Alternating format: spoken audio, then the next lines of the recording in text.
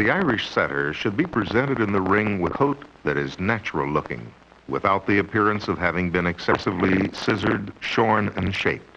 Achieving that look requires considerable skill and patience, and it might be well to look at some of the basics of grooming an Irish. The basic tools are clippers, scissors, thinning shears, and stripping knives. The first thing you do when you put the dog on the table is you cut the toenails. This is very, very important to make a nice, tight foot and to make it clean. The reason why you do the toenails first and also you do the grooming underneath the foot first is because the last thing you do is trim the feet, and you don't want the dog to be jiggy about his feet.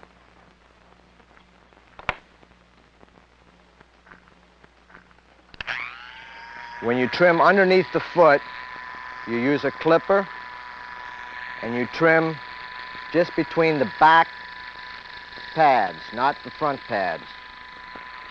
Easy.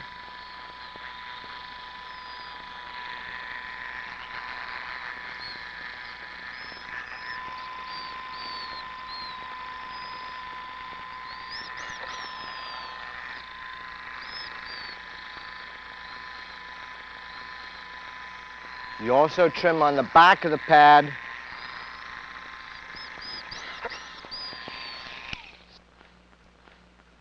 All right, we're going to go to the back foot now to show you that it is trimmed differently underneath the back foot than it is on the front foot. You still do the back part between the back pads. This is with a number 10 clipper blade.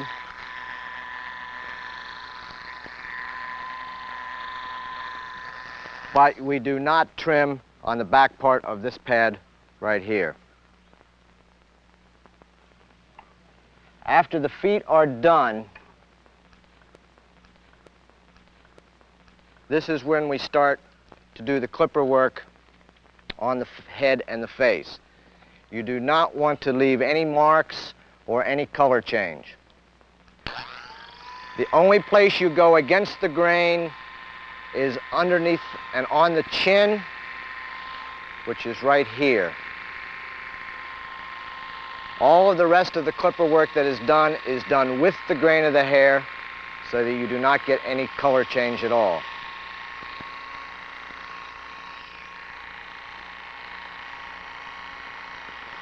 This part on the muzzle you do sideways with the grain of the hair.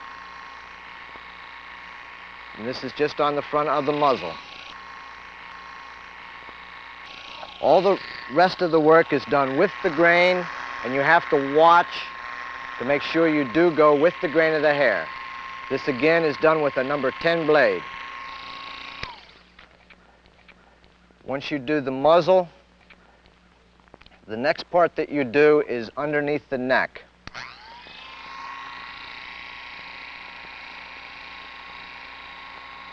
You take this down as far as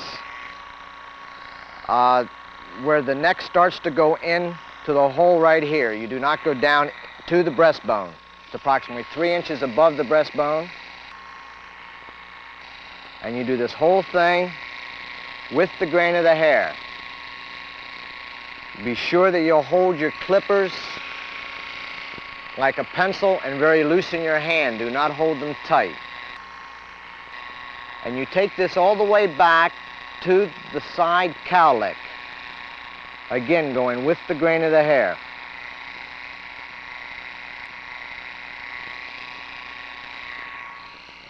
When you do the side of the face, you again do this with the grain of the hair, very, very, very lightly.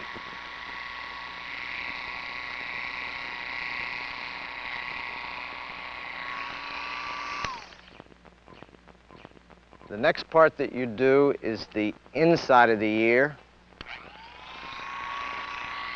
You start approximately 3 inches down, and you go against the grain of the hair. On the bottom part of the ear.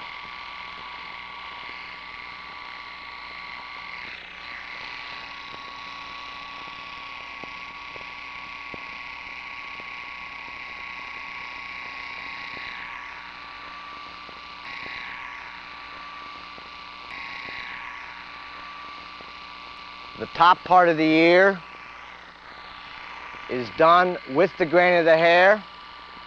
You start at the break where the head runs into the ear, and you go with the grain of the hair approximately halfway down the ear leather.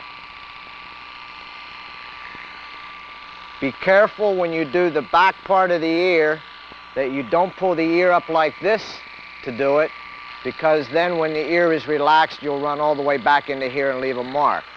But when you do this, do not pull on the ear. The line that is done between the head and the ear will be done with thinning shears later. The front part of the ear, or the hair on the front fold, should be left and not trimmed off. This is all the work that is done with the clipper.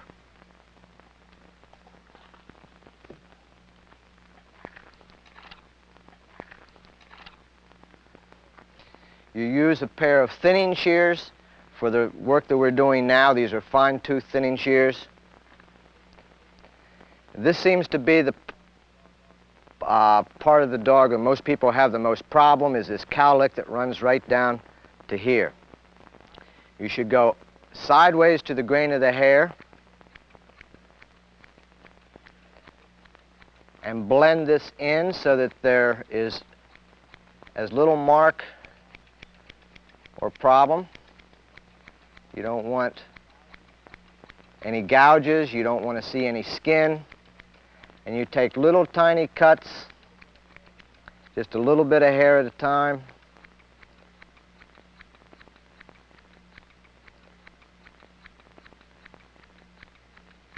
And you want ideas to make it as smooth as possible.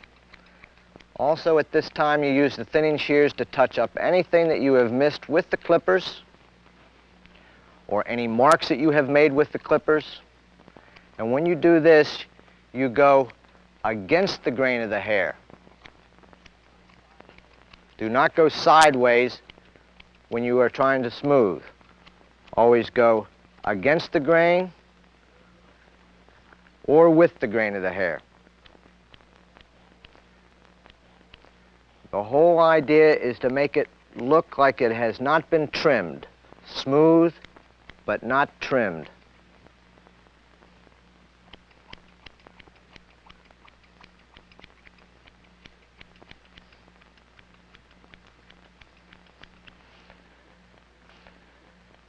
Where the ear comes into the head, if you take your thumb, pull up on the skin, and then you go against the grain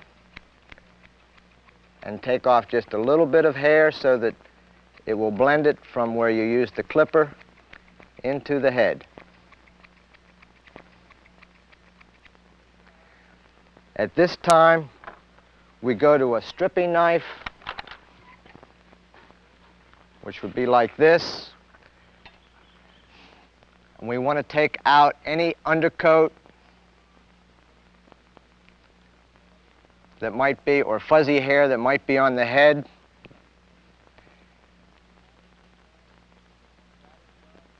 Once that is done,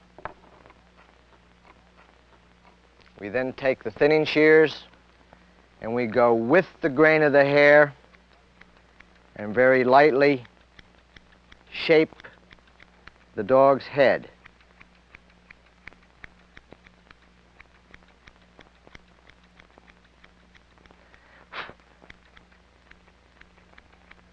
Once again, we take our thumb and we pull the skin up so that we can blend the head going into the ear.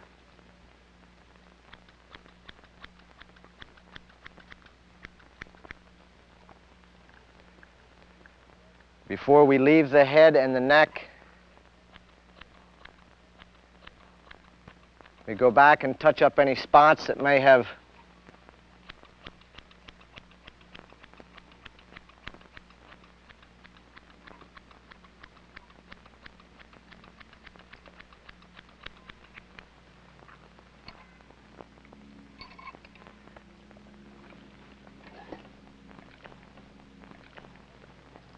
Okay, the next thing that we do is we go into the grooming of the neck. Any work that is done on the body, and when you are working on the body, the dog has to be standing and in a show position, always, because if you trim a dog while he's sitting down, it will look different when he's standing up. You use the stripping knife, and you use it like so to drag any undercoat that might be in there that would keep the hair from laying smooth. This is only done on the side of the neck. You may find that you may have to use several different stripping knives to get the particular hair, because some hair responds to different size stripping knives.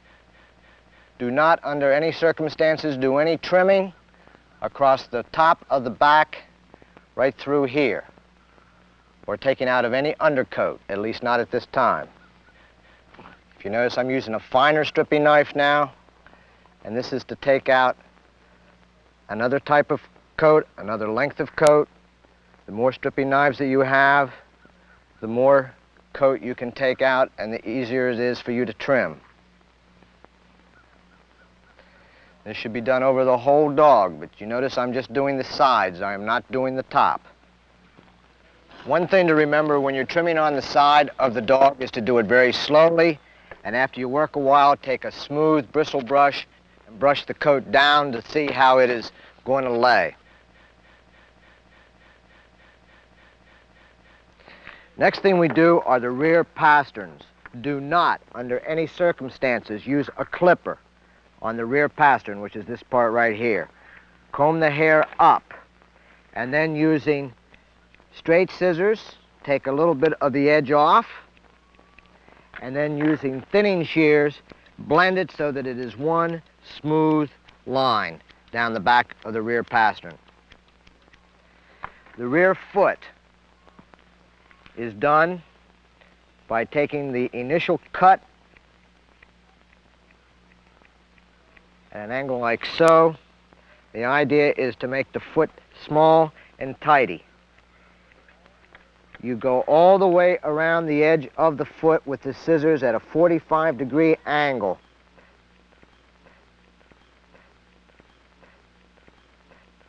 To the foot. And then all hair on the top of the foot is done with the scissors pointing in exactly the same direction that the hair grows. Under no circumstances should you ever cut the hair sideways like this. Do not pull the hair up inside the toes and cut like that. The idea is to do it so that there is no toes at all. You can do your finish work with the thinning shears like this to tidy up the foot and to make it smooth. The front foot is done basically the same way. You want to make a cut at the top of the pad at the same angle that the pad grows, and then come right down behind the back toe, and then make a, again, 45-degree angle all the way around.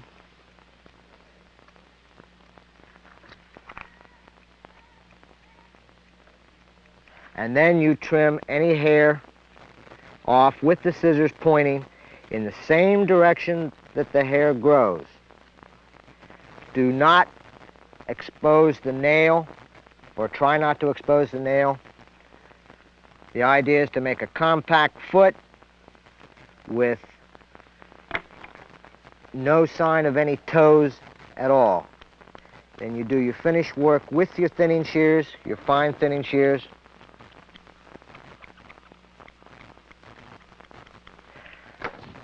The last thing that you do on the front foot is this line, the hair that grows down below the pad. You want to make a round